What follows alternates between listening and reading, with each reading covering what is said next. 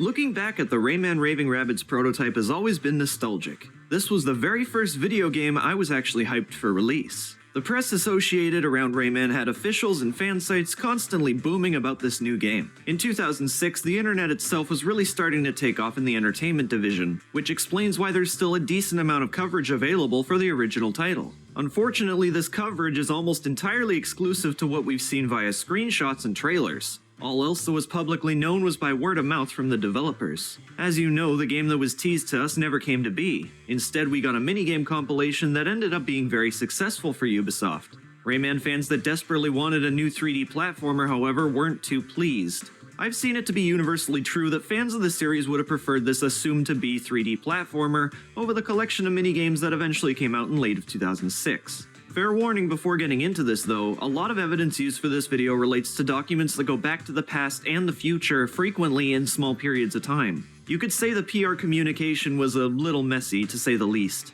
Constant contradictions and misleading statements have however been tallied up using, essentially what is common sense.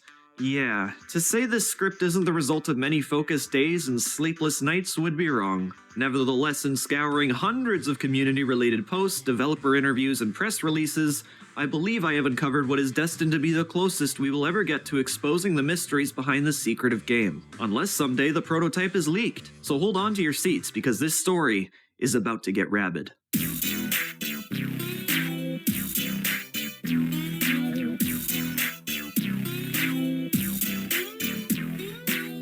Rayman Raving Rabbids is technically the fourth installment for the series, although as you may already know, Rayman 4 was not always a game focused on raving rabbits. No, before this, while Ubisoft was deciding who would take on the video game adaptation of Peter Jackson's King Kong film, they handed licensing rights for Rayman over to another team of developers known as Phoenix Studios. Thus, we get the earliest known developments of the Rayman 3 sequel project. However, this project was not a direct sequel to Rayman 3.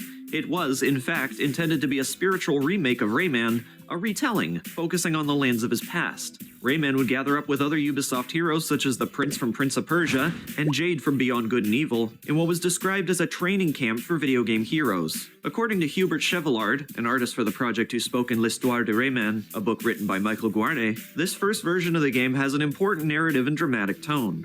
I cannot vouch for total authenticity since I was using an online translator for the book. However, from what I gathered, it was about a young boy who had been wounded by a misfired gunshot that resulted in a removal of functionality for some of his limbs.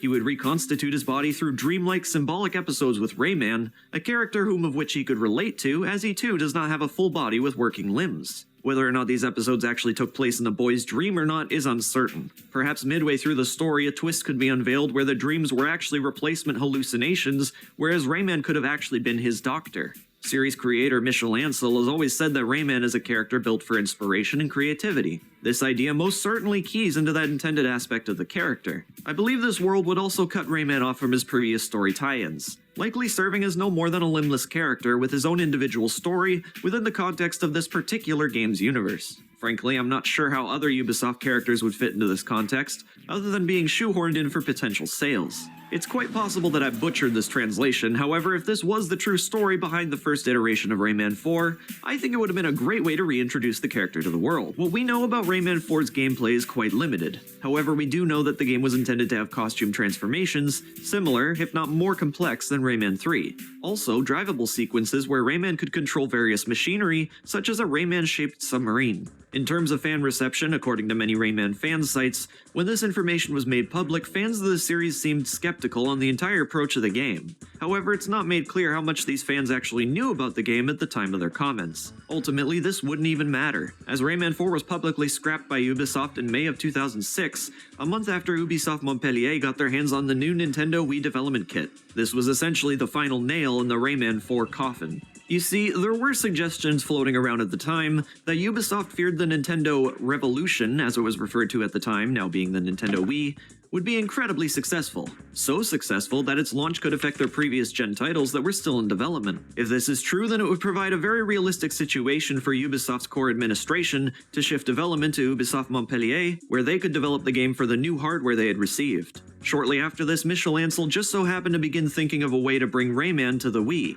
Thus, the odds of this being a coincidence aren't likely. We now turn to the future comments made by the development studio of 2006's prototypical Rayman Raving Rabbids, who have on several occasions made interesting remarks that suggest the team behind King Kong had actually been connected with the development of Phoenix Studios' Rayman 4. To quote Xavier Poi on an interview, "The team has grown over the years with many talented people, but the core of the team has been working on video games since the beginning. That's how we were able to create the prototypes for the pre-production of Rayman very quickly, keeping in mind that work on Rayman started around the same time as King Kong, and we were able to pick up the pace as soon as King Kong was finished, in order to be ready to bring out the game on the new generation of consoles for this Christmas." Can we trust Xavier? Well, consider there's virtually no reason for Xavier to be lying about this information, especially considering that in the gaming industry, more time spent in development equals more content created. This lie would only set them backwards regardless of how much work was done, so Xavier's words must be true.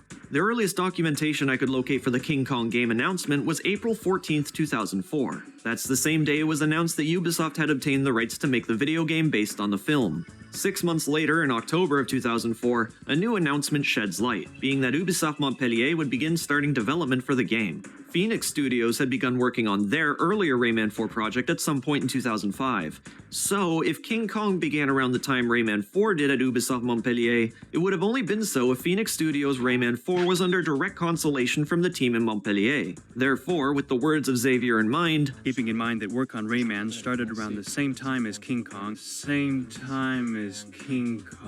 the link between the two games becomes solid. King Kong's development began in 2005, as confirmed from developers of the game. For that, we have no definitive date, but the start of a new year seems a very appropriate time for the start of a new project. Without any way to know for sure, we can only point to the most realistic date being January of 2005. This can be backed up by crossing evidence between a short sentence in L'Histoire du Rayman and the date of Phoenix Studios' Rayman 4 cancellation. In L'Histoire du Rayman, the idea of the Rabbids is stated to have been held on hiatus for more than a year until they had started actually working on this new version of the game. That means the Rabbid had been created earlier into the project but was held on said hiatus until Phoenix Studios was removed from the project, giving the current status of work to Montpellier, where their idea would be the new basis of storyline instead of having a dramatic tone, being more comedic, particularly parodic of sci-fi horror flicks. In the September issue of 2006's Nintendo Power, Michel states that there's been a recent wave of cartoons designed for adults. I'm not talking about sex and things like that, but the content. It's not the sweet, typically kiddie cartoon characters, it's bizarre and slightly disturbing. It's funny for the kids and the adults. Such genre has more recently been termed as infiniction by yours truly. Unfortunately, the direct source for the following had been lost in making this video, but I read an interview where Michel Ancel stated the idea for the Rabbid character was considered earlier in the Rayman 4 project, but for whatever unknown reason, this never panned out. It's been said that Phoenix's game did not have an actual antagonist yet, which is likely why Michel decided to go back to the drawing board, so to speak. Phoenix had one idea with Dark Rayman from the first Rayman game, but that was intended to serve only a small portion of the game, perhaps if even for just a single mission. Because of Michel's ambitious entry in presenting the character to the studio, which we will analyze shortly, they were thinking of including the character somewhere as an Easter egg. If anybody recalls exactly where this information came from, do feel free to let me know in the comments, and I'll pin it for everyone to see. So, does this mean that the Phoenix Studios game was definitively turned into what Ubisoft Montpellier would then afterwards take on to become Rayman Raving Rabbids? True, their division was busy working on King Kong at the time. Too busy to work on it, but too busy to provide insight and ideas? I think not. Michel Ancel had on several occasions mentioned his dreams of bringing Rayman back to his roots, returning to the wacky worlds of Rayman 1. He eventually made this dream come true in Rayman Origins, but looking back, is it really a coincidence that these wacky worlds appeared to be the same locatives demonstrated for Phoenix's Rayman 4? In case you didn't know, Michel Ancel had little to practically no involvement with the creation of the previous game, Rayman 3. He only played a hand in modeling Rayman and gave various suggestions via brainstorming sessions, such as with enemy designs and locations. If Michel Ancel brainstormed characters and environments for Rayman 3, it isn't far-fetched to believe he did the exact same thing for Phoenix Studios' Rayman 4. After all, in looking to the future, when the 2006 Rayman Raving Rabbids prototype had to be given up, Michel Ancel left the production and is only credited in character designs for the final game. Very similar to his contributions on the earlier mentioned Rayman 3. You know what they say is true, history repeats itself. So at this point in the timeline, we got Phoenix Studios working on their game, whereas Michel Ancel is taking a train ride to Paris for a reunion he had coming. On this ride, he hatches the idea that he'd like to see in Phoenix's game to serve as its main antagonist. By inspiration via a scene with a killer rabbit in Monty Python and the Holy Grail, Michelangelo draws a rabbit on a sketchpad. As L'Histoire de Rayman puts it, Michel bursted into the studio that day saying, "Guys, forget the accident. The rabbits have lived underground for too long in their burrows. They've come back to the surface and they are not happy." Forget the accident being whatever fate was bestowed upon the young boy in the story of Phoenix Studios' Rayman 4. As we know, it wasn't a success at the time, but with the cancellation we then get this new focus, being Rayman Raving Rabbids. While editing this video, I found another useful piece of information from the game that refused to die. As it turns out, the original Rayman 4 project had been picked up yet again in 2007, where it was then cancelled again in 2009. Not much is known about this prototype era, but what we do know is that there was another character in the game known as CL, a human who would have played alongside Rayman. However, we know very little about this role.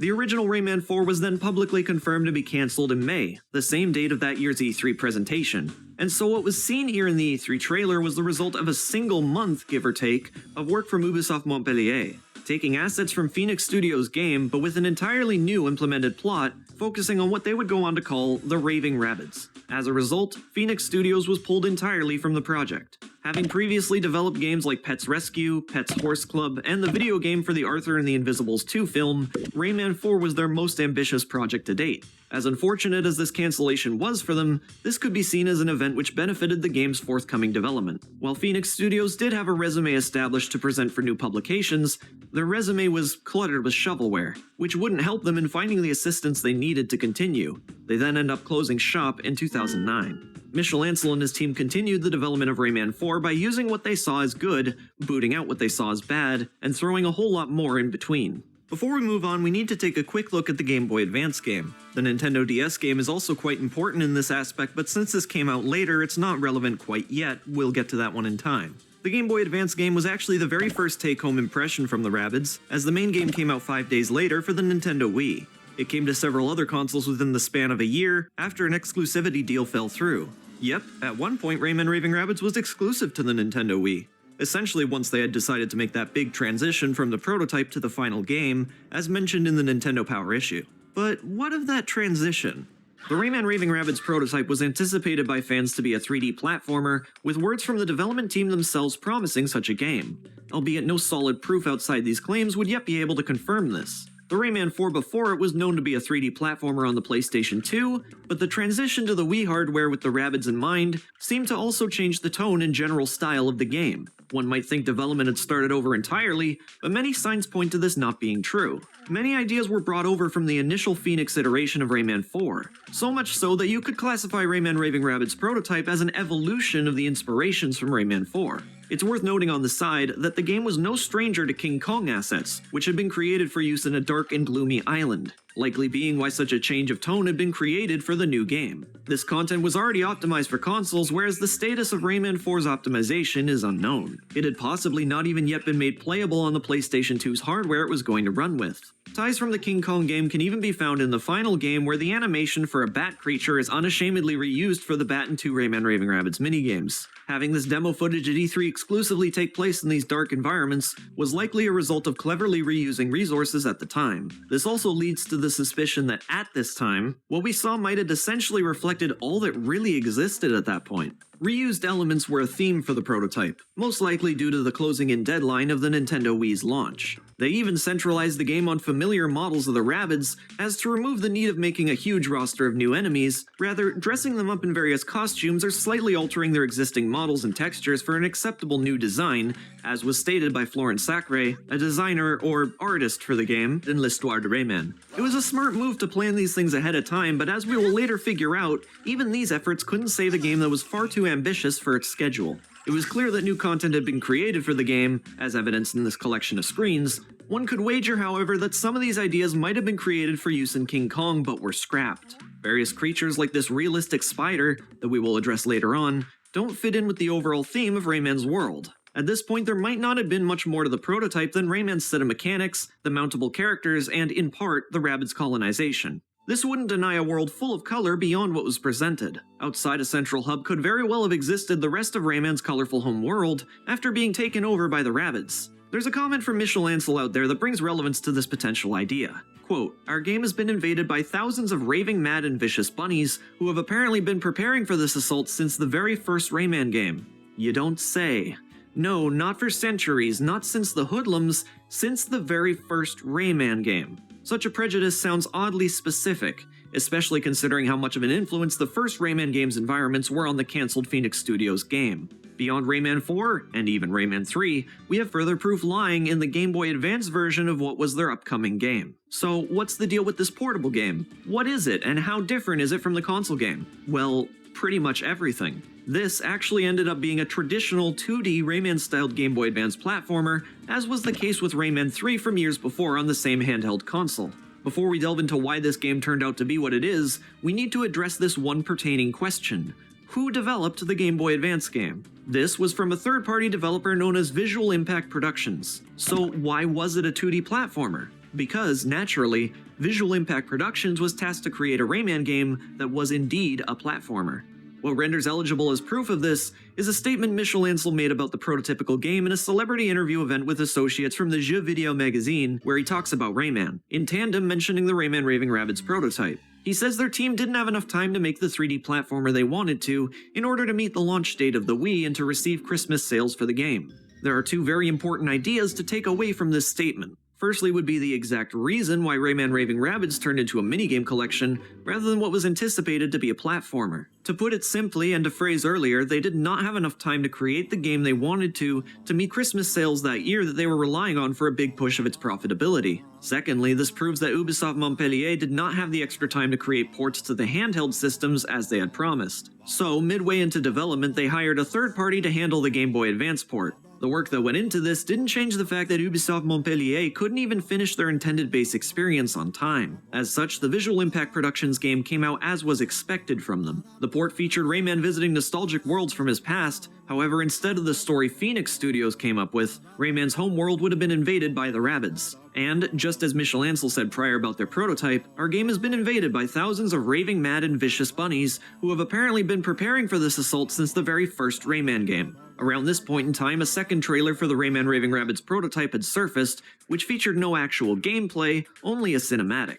At the start of this trailer, we see recurring series characters known as Teensies run away from the Rabbid invasion. And it just so happens that in the Game Boy Advance port, the first task is to free Teensies from captivity of the Rabbids. This implies that this teaser trailer was revealing a game that would follow the Game Boy Advance game's story, of course to a much larger scale. As such, Ubisoft Montpellier had attempted to retcon the developments of Rayman 4 with Rabbids at the last minute for their console game to speed up the development time and resources in order to meet schedule. We already have a history of the series throwing multiple ideas into one to meet with consumer demands, such as the eerily similar event with Rayman 2's late Game Boy Advance entry that had been spun into a Rayman 3 adaptation last minute to tie in with advertisements and relevancy of the then upcoming Rayman 3. It's safe to say that these coincidences are not coincidences. L'Histoire de Rayman provides one final fact we need to close up the confusion between Rayman 4 and Rayman Raving Rabbids. Quote, "This prototype retains some features from the original Rayman 4.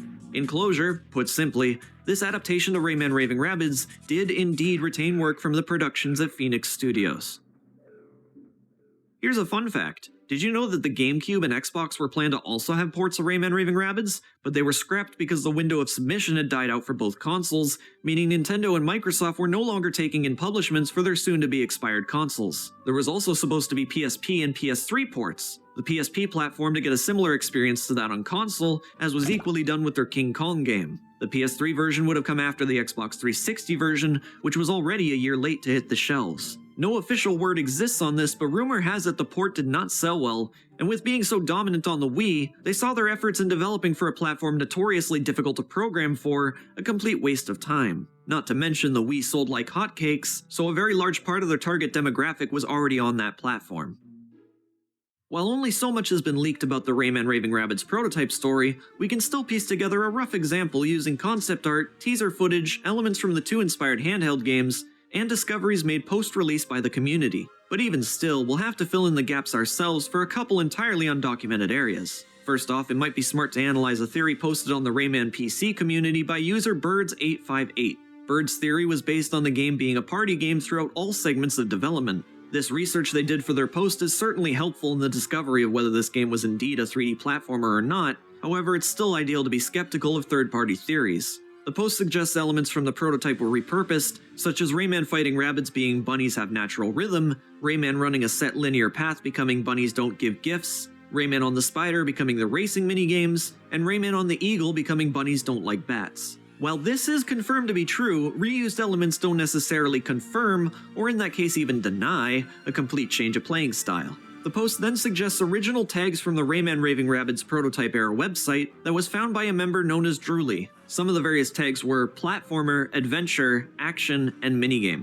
Next to this, Birds mentions the plot in which Rayman, his previous enemy Andre, and the girlfriends of the two were captured by the Rabbids. Don't worry, we'll get into that later. Whereas Rayman must then compete with Rabbids in minigames to become more popular than their leader, a spoof of Jabba the Hutt from Star Wars being called Jabbit. They would then try to escape with his friends, similarly to the final game's plot without this Jabbit character, who could have easily been replaced with the single Sergway Elite Force Trooper we know in the final game. We then see several pieces of concept art meant to demonstrate these gameplay elements. If Birds is right, it puts a rather large twist in the original prototype conception, meaning it was a party game all along. With the research and production made towards this video, I now have a conclusion to this theory. First of all, a large portion of evidence posted here relies on concept art for the game. This art is official, as it has been shown during interviews with Michel Ancel, and some of it is found in L'Histoire de Rayman. That said, however, we have no way to decipher when exactly this concept art was established in development, until the issue of Nintendo Power I ordered came in. Then, all my concerns were over. This issue came out well after the transition, using art that was relevant at that time. What's more, in these images it implies that Rayman has gained some popularity over time. Sure, his environment gets fancier in the final game as well, but several comments made in the issue imply that there was much more going on surrounding this concept. Michel reveals some more information here, like how the Rabbids would make Rayman participate in various trials for the Rabbids entertainment. Rayman would become increasingly popular among his captors. This is something we do not experience to any degree in the final game. There's a suggestion in the magazine that Tarzan from Rayman 1 would be a playable character at one point or another, being one of the captors who would play the first-person shooter segments, perhaps a knock at Ubisoft's Far Cry games that typically take place on an island, as the shooter level he was demoed with took place on an island.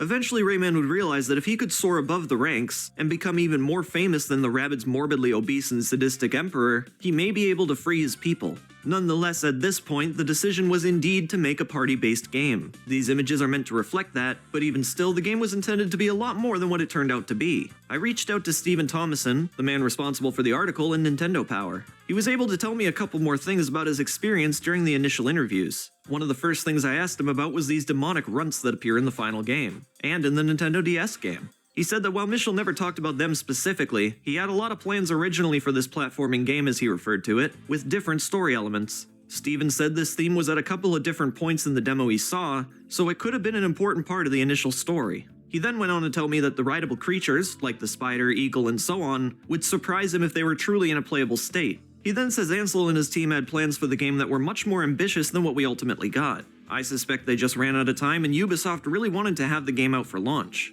The original vision for the game was much more ambitious. There were tons of concepts and character art for stuff that never made it into the game. That's not entirely uncommon in game development, but I think massive sections of Rayman Raving Rabbids had to be cut due to time constraints. I remember reviewing the final game months later and being sort of shocked at how bare bones it was compared to what the team had told me they planned for it during my visit for the cover story. Steven did answer a few more questions I had, though most of those answers we already knew. My intention was to get a bit of a grasp on whether this was ever truly a platformer in the first place. After all, the only basis we have is what's been said during the game's development, which heavily insinuates it was not the minigame collection we know today. Surrounding many topics and questions by video game journalists, exists a simple answer to every 3D platforming related question. Quote, the game will be open, you can navigate freely and move from situation to situation thanks to your different companions, objects, or creatures of the shadows. But if you're not sold yet, I don't blame you. Upon first hearing Rayman could make it from quote-unquote situation to situation, I was a bit skeptical. To me, that sounds like making your way from one minigame to another minigame within a central hub world as the arena was in the final game. After all, Rayman is in a freely open environment in the final, however there's nothing to do within it other than run from, as said about the prototype, situation to situation. Ultimately, there were never segments of the teasers that would directly suggest its 3D platforming basis without any room for doubt. All we had seen is Rayman undergoing various tasks taking place in the 3D world, but the availability of the footage was restricted to what could be defined as mini arenas and linear stage paths, something the final game is no stranger to. With the question lingering of whether this was a 3D platformer or not, I began to search around in hopes of coming to some sort of conclusion. While the answer to this is quite simple, coming to the conclusion without any room for doubt proved to be difficult, mostly due to conflicting statements from different people working on the game. My speculation on why that happened is because the team was split into various subdivisions, where the latest and greatest news on the game might not have been elaborated well between others, as what they were currently working on would have still been in the game whether they changed the formula or not. Those people would be those working on game development such as character modeling, mounting mechanics, among the likes of other technical details that don't much require the knowledge of how the 3D universe would be tackled outside of its internal gameplay functions. So where else do we go from here for a confirmation? Well, that seems to lie within the costumes, dancing, and creatures of the night. Several comments made about these elements imply that they were of universal context. In the final game, where certain abilities are restricted to certain playstyles and minigame types, these powers were, like in Rayman 3, subjective to terrain that would consistently benefit from them. We weren't told about a first-person shooter segment, a way to pick up pigs, a dental occupation, a dancing club, a water gun filled with carrot juice. They would never tell us about these individual things because the way that could be implemented into a 3D world is very limited. To think the prototype's exposure was a reflection of the final game, whilst thinking it was indeed a minigame-focused title, would imply the game only consisted of a small few playstyles for the span of the entire collection. That would not be an easy idea to sell off for a full retail price. Then what if there were in fact hundreds more ideas that they just weren't telling us about? What if these ideas were selectively chosen to build hype for their ability to relate these moments to the new motion-controlled hardware? Well, a closing argument can be found by a comment made by Michel Ansel. Quote, "This new Rayman will be an action-adventure game for one player. For the moment, we have no plan to integrate a multiplayer mode, and we want to focus on an excellent solo experience." So with confirmation from the team itself, and multiple elements that would make more sense in the context of a game that wasn't centered around minigames, the odds of it not being a 3D platformer at this point would be very, very slim. FrameRater will return after these messages.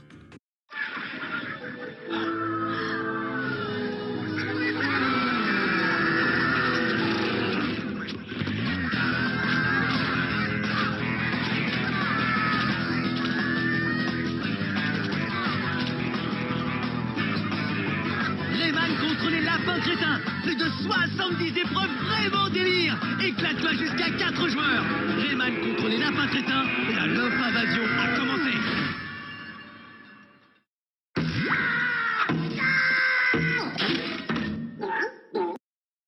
And with that said, we're brought back to these concept images for the game. Could these possibly classify as minigames? Sure, one could suppose. There is this one suspicious O Fortuna countdown theme in the game's files that could have been used for the start of a minigame, but who knows how important that small clip would serve in the whole scheme of it. We have to consider something here. When a large portion of your minigames are classified as 3D platforming, if not all of them, besides these dancing games I suppose, then does this stay classified as a minigame collection, or can it be classified as a 3D platformer? In a way, you could compare this to segments of Rayman 3, where Rayman would quickly race around the 3D environment next to his own shoe. Would you really classify these as minigames? When I look at it, I just see a diverse selection of stages. One acre to another, new situation, all if not most pertaining to the basis of what the game is, a 3D platformer. Of course, I won't deny the clear possibility of these being minigames, but they would have been played in a far less traditional sense than what we got. Let's take a look at the Nintendo DS game for a moment. This title was based on the prototype and released several months later. This gave Ubisoft time to make the game they wanted rather than focus on an idea that they could ship out for launch and Christmas. It was a side project that was in no way a rush, coming out in March of the following year, by no means a production time that ensured any sort of financial advantage. Nevertheless, look at how Rayman makes it from level to level here. It all takes place within a coliseum where Rayman makes his way from situation to situation, but they don't all take place immediately in that location. Rayman uses the coliseum as a level selection screen, as could be a 3D hub world in the 3D platforming game, so Rayman could go from this hub world to many different locations. That does make it sound awfully similar to the final game, but note that in the DS release these access different levels. You might be thinking, what evidence supports this also being the case with the 2006 prototype? Earlier we mentioned about how Phoenix Studios' Rayman 4 had costume transformations in it. This is another idea that carried over to the Rayman Raving Rabbids prototype, albeit perhaps to a smaller scale. It's hard to say whether these conceptual transformations had all intended to make it past the drawing board, but whatever the case, they set the foundation for what would be used in the 2006 prototype. In this prototype, Rayman would be able to host a number of outfits that would give him the ability to unlock various new locations. Both comments made in interviews and the role these costumes serve in the eventual Nintendo DS port support this theory. As far as has been suggested for the prototype, these costumes would have been handled a bit differently than what had ended up in the Nintendo DS port. The port was developed by Ubisoft Sevilla, all things considered, but being within the branches of Ubisoft, I'd imagine this wouldn't have been too different in the hands of Montpellier, whom of which probably submitted the design documents to them. Conceptually, certain Rabbids were able to be hypnotized under certain personality types, associated by specific costume types. Not all the Rabbids will like disco music, as not all the Rabbids will like gothic music, and so on. Rayman would use these costumes to disguise himself as a popular icon, in this case anyone who isn't Rayman, and dance along with it to hypnotize specific Rabbid types. No, the concept itself doesn't make much sense, but Michel Ancel made it quite clear on multiple occasions that this game was intended to be very nonsensical and silly. Rayman would then be able to use the abilities of certain Rabbids to unlock new areas, all thanks to his attained musical talents from the costumes Rayman would have to locate throughout the course of the game to progress. Essentially, this would have worked the same way as nozzles in Super Mario Sunshine, where objectives were clearly visible the whole time, you just couldn't get to them without fulfilling a certain objective that would reward you with a new ability. Many games do this, like in this lesser popularity example Ty the Tasmanian Tiger, which uses specific boomerangs to open a path to a new world. Michel Ancel himself essentially confirms this when comparing his written interview with an official press document that was said to have been presented alongside the Rayman Raving Rabbids booth at E3 2006. While he likely wrote the document there, since it so closely reflects his interviews, he wasn't actually present at E3 that year. He states this himself in a ridiculous parody skit he created for E3 at their development villa, inspired by the infamous scene from Monty Python which inspired the Rabbids themselves. While he couldn't make it to Los Angeles, he was able to answer online interviews that were requested of him, which is how we get the information that lines up with the press document at the E3 booth, implying he was otherwise still involved with the booth. We've seen the costumes from their presentation in the trailer, but you wouldn't use exclusively these to get to new places. The game also featured creatures that you could tame under certain circumstances, which is shown briefly a bit later into the trailer, but more specifically with released screenshots of the game that surfaced online the same day. This can be compared to the Rayman gear Rayman accesses later into the Nintendo DS game that isn't a costume but a separate entity that allows Rayman to access new areas, as very well could be the role of these creatures once tamed in the prototype. Such creatures included sharks, eagles, spiders, a rhino, and even an angelfish apparently, which was probably confused for an anglerfish as seen in this promotional artwork for the game. In the Nintendo Power magazine, it states multiple times over that the game was intended to be a 3D platformer from the start, and a direct source, Stephen Thomason, was there to prove these words were in fact spoken by the dev team. That's just if you didn't already believe it from the multiple interviews. As the community has in the past considered these to potentially be lies. But nope, it was true. Rayman 4, as it was a 3D platformer that had changed to a party game shortly after receiving that Nintendo Wii development kit. There's far too many consistencies from multiple sources to figure this was always a party-based game. Interestingly enough, when the game was swapped to its party focus, it was still to retain many, if not most, elements from its prototype. Michel Ancel actually promises that the final version of the game will boast interactive environments and fully destructible obstacles, at least regarding one of the Warthog racing minigames. But this idea probably reflected their goal as a whole. He later states some of these trials could even be their own game. Speaking of which, just because platforming won't be the main attraction in Raving Rabbids, doesn't mean it won't have a place in the game. Ancel promises to sprinkle quite a few full-fledged platforming trials throughout the adventure.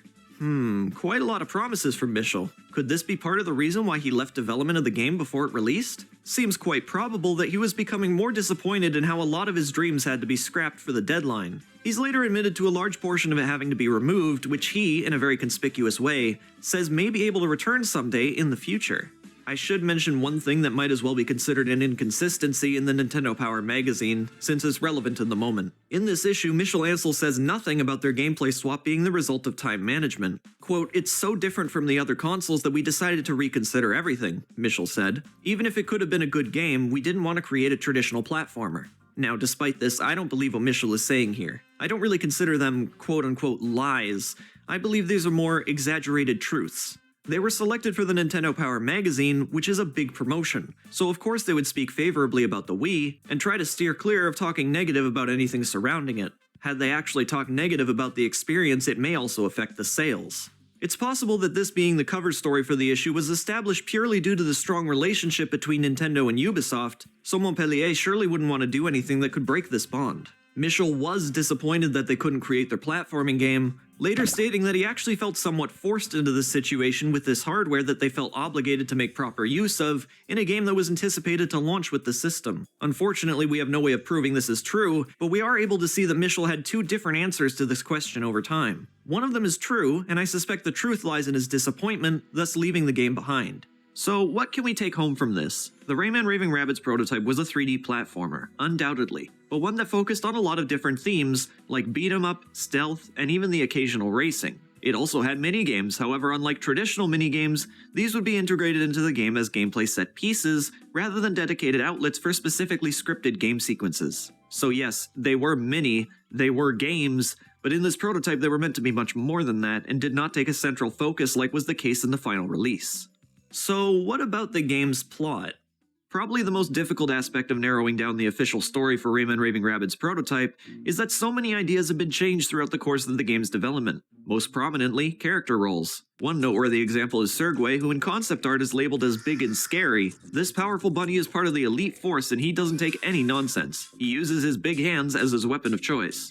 But in the official game's manual, it states that Sergway is a big softy who is a pleasant companion and cracks light tricks such as cracking his knuckles, or playing this little piggy with your toes. Strangely enough, even this depiction doesn't seem to be accurate, as Sergway is not gracious in the slightest, at least at the start of the game. Yes, he warms up over time, but these early signs are by no means the indication of a big softy.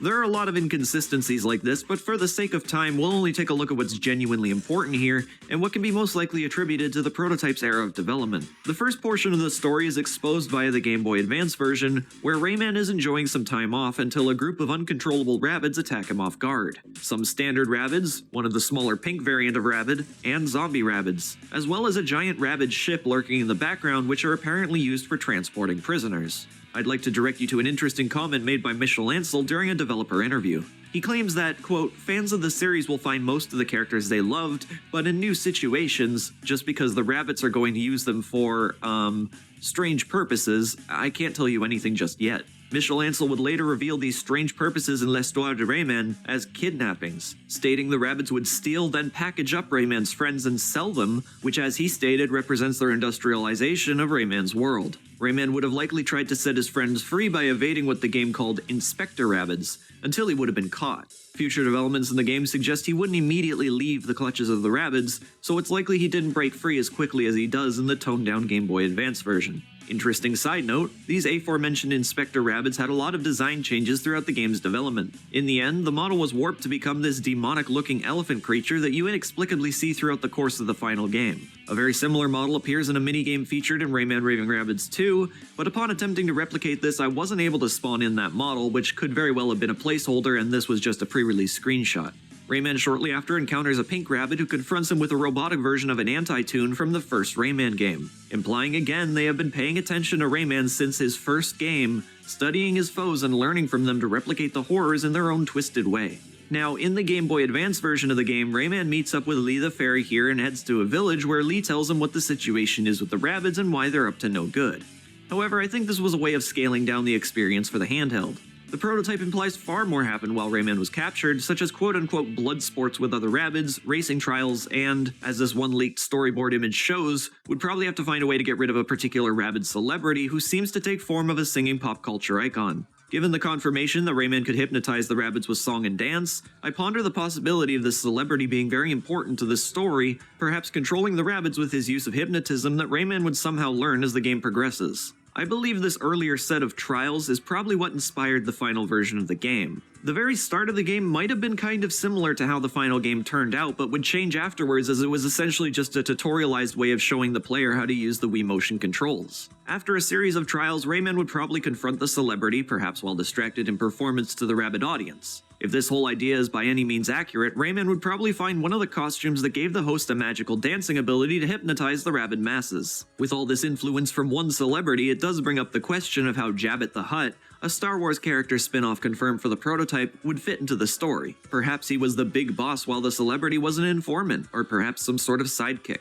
Then there's also Rayman's girlfriend, whose role is unknown. References in the final game's code point in the direction of Rayman's girlfriend being named Emily. L'Histoire de Rayman also confirms an eventual partnership between ex-Rayman 3 enemy Andre the Black Lum, who would also have a girlfriend captured by Jabba the Hutt. Due to Andre's dark nature, perhaps he would eventually double-cross Rayman and team up with the Rabbids. However, due to that being so blatantly similar to the plot of Rayman 3, that was probably seen as too cliché. All the same, it is at least a possibility. While the scenario to how Rayman could escape is up in the air, we do know that eventually he would be off on his own, as seen in the prototype screenshots. He would make his way across the apocalyptic ruins of Rayman's world by finding new ways to tackle the threat. One developing skill would be learning how to tame dangerous creatures that the Rabbids had likely also affected the ecosystem of. There is a potential plot point I've considered involving the creatures, but I'll get to that later. What I think would have been a recurring theme throughout the game was meeting Lee the Fairy, who Rayman, like in Rayman 2, would occasionally meet up with to be informed of the going-ons. At first I thought maybe Rayman would get those new magical suits from Lee to hypnotize the other variations of Rabbids,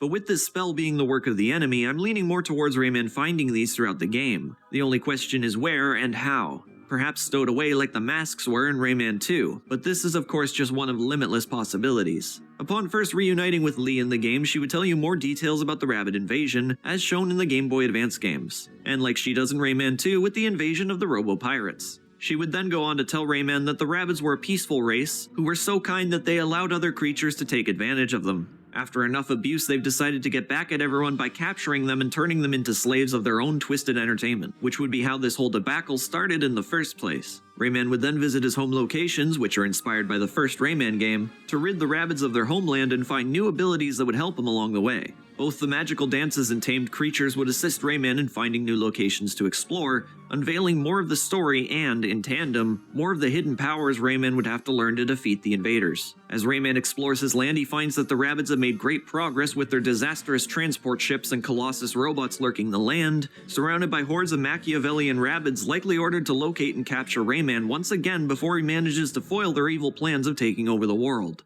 This is where I think the trailer footage would have originated from, where Rayman pops out a can of whoop arse. I'd like to throw in a fun fact here as it's relevant in the moment. A fan known as Drewly from the Rayman PC community had once been able to recover traces of a world file remaining in the final game called Guerre des Mondes Demo, which translate to War of the Worlds Demo. Several have speculated that this is the name of the map that was demoed in the trailer.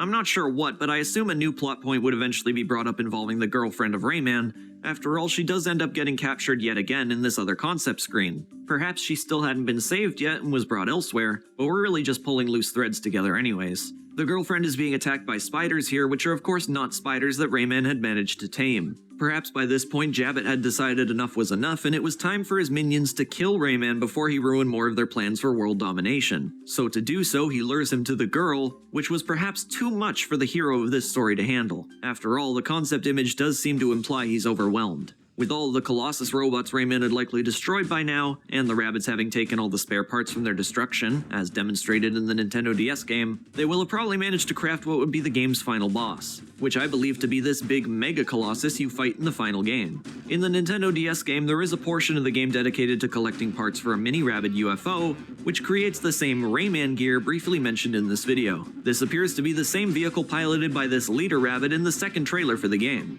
Perhaps Rayman would also collect parts from the ruined Colossus robots, eventually being able to build this little ship with a certain set of instructions he would have somehow obtained. This picture in the game's manual looks like it was some sort of cutscene, what with Rayman's shadow ominously teased over top of it, and this never appears in-game. We do see screenshots of Rayman piloting something very similar in the prototype, so Rayman would be piloting various types of Rabbid machinery. When you are finally able to pilot it, Rayman in the Nintendo DS game would shoot circular projectiles at this large fish creature. I'm not sure if this fish creature was intended for the prototype, but perhaps that was somehow related to this anglerfish? It's hard to say, especially considering the Nintendo DS game has a far more robotic-looking creature than what this promo image has to show. I suppose it's possible that various land mammals would have been roboticized throughout the game, that, upon being freed of their metallic exoskeletons, would befriend Rayman, being this ability of taming them, referred to by the game's developers. The Rayman series has always had a certain element of rescue to it, so this being a theme is certainly a possibility. Perhaps Rayman would be able to travel across the sea with these creatures, as there do exist files related to some sort of rideable snake creature, reminiscent of the surfing segments from Rayman 2. Some speculated this being a return of Sam the Snake, but there is no evidence of him being a returning character here. I won't deny the possibility, but we lack the information to do more than speculate. So now we have a basic plotline.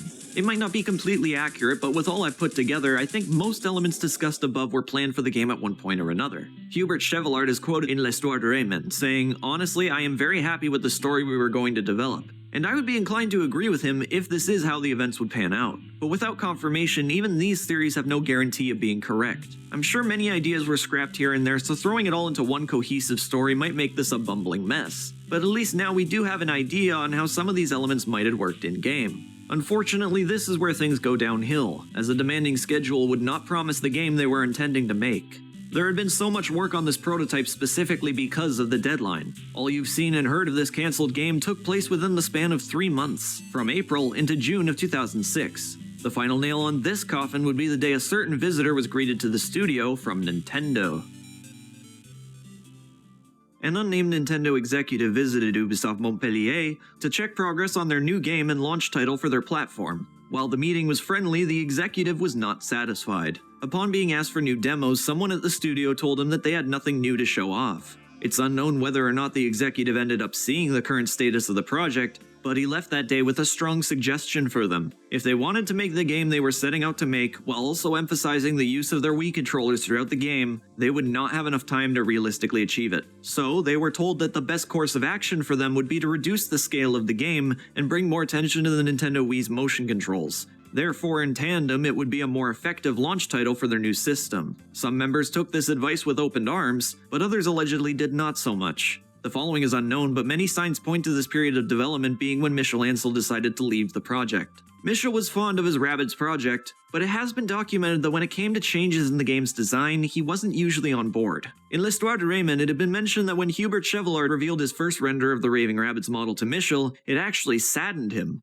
I would be more elaborate here, but that's all it actually says about his impression. The aftermath is documented, however, in which it states that he realized this render amused everyone around him, despite not being quite like what he had pictured in mind. There was also some sort of competition surrounding this character, which Michel had been a part of, that he did not manage to win. I would also be more elaborate on that if it said more, alas it does not. As confirmed by L'Histoire de Rayman, in June of 2006, Rayman Raving Rabbids would slowly but surely transition into an entirely party-focused game, which would be 4 months later in September. Michel Ancel was a bit of a purist in his developments for Raving Rabbids, which was a tell sign of why he would decide to leave the project once the team had decided it was time to scrap the idea and move on to a game that could be of a lesser scale, if this is indeed when his choices were made clear. The idea was then to move into a direction that more pleased Nintendo and relied far more on technological innovation for their new console. Rayman Raving Rabbids as we now know it was then underway. However, for an entirely new shift of focus with only 4 months left of development, including the debug phase,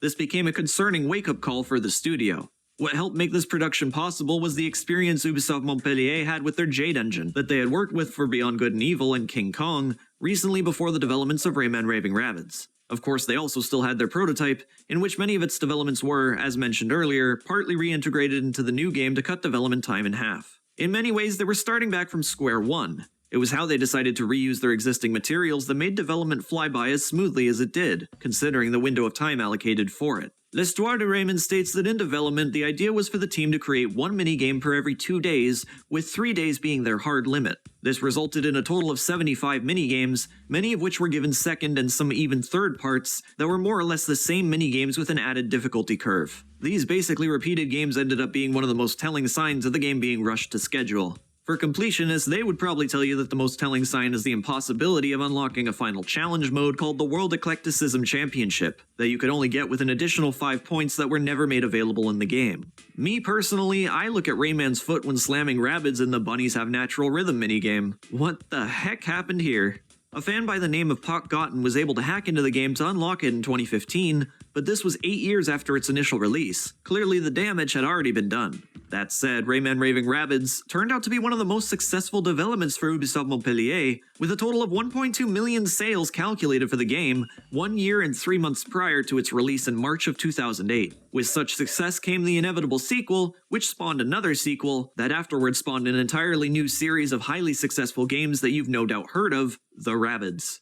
When the decision was made to create the second Rayman Raving Rabbids game, it was decided that it would be made from the ground up as a minigame collection, like the final product of their first game had turned out to be. Numerous changes were made in this transition, such as the removal of most personality types from the Rabbids, such as Clark, Pink, the Frog Rabbids, and most other variations. They were replaced for the generic White Rabbids that would, for the most part, all portray the same character, exception for the recurring Professor Barranco character, and Sergway who is reused in Rayman Raving Rabbids 2 only. He hasn't been used since in the series and has likely been dropped entirely. The Glowbox babies have also likely suffered a similar fate. What L'Histoire de Rayman calls the X-Men of the Rabbids would be no more, as too would Michel Ancel have nothing to do with any of the Rabbids games past the second. After the third game, Rayman Raving Rabbids TV Party, the series removed Rayman from it entirely, as was speculated from fans at the time due to the increasingly smaller Rayman text on the front of the two preceding retail boxes.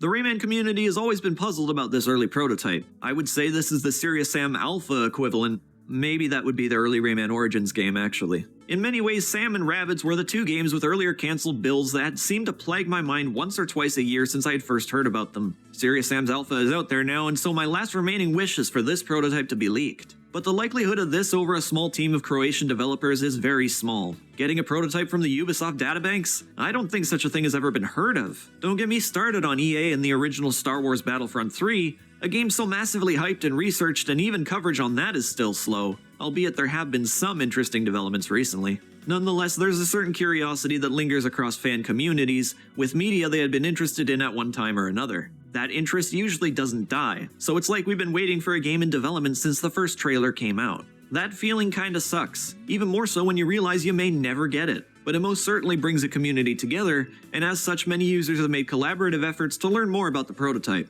Pock Gotten is a particular person of interest because they've posted a multitude of different scrap material from the game. One such example would be a dedicated full-body awareness first-person mode that uses a custom walking animation, however was created and scrapped for unknown reasons. A lot of Rayman's original moveset can be discovered on Pock Gotten's channel, where they've posted a number of assembly code swap videos to demonstrate these scrapped abilities. I recommend you check it out because some stuff there is really interesting to say the least. There is another Rayman fan of interest, being FrameRater, who seems to have made 2 videos on the topic. Wait. My first video is really nothing interesting anymore in my opinion, but a video I made less than a year ago is definitely worth a revisit. After I've looked through all the work I've done towards this video, I can say that in the context of intentions, the 2 handheld games are not prequels. Well, they weren't made to be. I suppose it's possible that this was intended as they cleaned up the console game to follow it, and perhaps releasing it a few days before the console game was a way of obscuring a hint, but it all seems to be a bit of a stretch. Those 2 games I now see to be more iterations of the prototype. The Game Boy Advance version does not follow the original Rayman 4 idea, as it follows what the prototype was intending to be when assets were shifted. The Nintendo DS version is more or less an original retelling of the events from the Game Boy Advance version, although the storytelling had been dramatically underdeveloped here and is practically non-existent. However, I do think it holds up as a poor man's interpretation of what the prototype could have been on a much larger scale. Rayman treks around his world to find costumes and fight the Rabbids alongside their massive machinery. As per why Rayman's involvement with his origins are also non-existent here, that's where I think this is an original retelling. The basics are there, the Rabbids have taken over and are using their robotic knowledge to terrorize the land, but beyond that the similarities lie in the enemy design, which is for many parts the same as the prototype. The use of costumes is akin as well, but their impact on the world may have been different here. I don't know if these costumes ever had an effect on fire, ice, explosives, or clouds. All we know is that they were used for hypnotic dance. Of the other noteworthy discoveries post-release on Rayman Raving Rabbids, I did want to bring a small bit of attention to the ending cinematic of Raving Rabbids Travel in Time. Whether it be a simple reuse of assets or not, there exists a cameo from one of the Rabbid ships in the prototype, which actually interacts with the Rabbid in the same way it did back then. It seems more fit to the comedy of the game, as just afterwards we see Professor Barranco from Rayman Raving Rabbids 2 make a reappearance, teaching the Rabbids of his plans for world domination. The Rabbid protagonist you would have played as during the game interferes and essentially foils the plot, which makes Barranco very angry. My question is whether or not this is tied to the prototype at all. Again, it could just be a reuse of existing assets, but it feels so out of place to be an otherwise random idea. We don't know if the people who worked on the story for this game had anything to do with the prototype, so for now all that can really be done is appreciate it as an extra look at the infamous Rabbids ship. In the end, the Rayman Raving Rabbids prototype remains a bit of an enigma, but I hope this video has helped to solve a lot of the confusion surrounding it and clear up a lot of the theories. This video took a very long time to make, and it had a budget. Hundreds of dollars actually went to the research of this one, so if it's at all possible, I would always greatly appreciate new channel memberships or donations to the Patreon to help balance things out. By no means is it required, FrameRater content is free for all to enjoy, but without you guys I'd be stuck out there with a minimum wage job, mostly unable to create content. Even now I'm actually making far less than minimum, and to be honest I kinda need that support. But I don't want to make that a focus for this video. All the time I'd spent on it was genuinely in the best interest of the community as both a passion project and a love letter from me to the Rayman fans. It's a conclusion.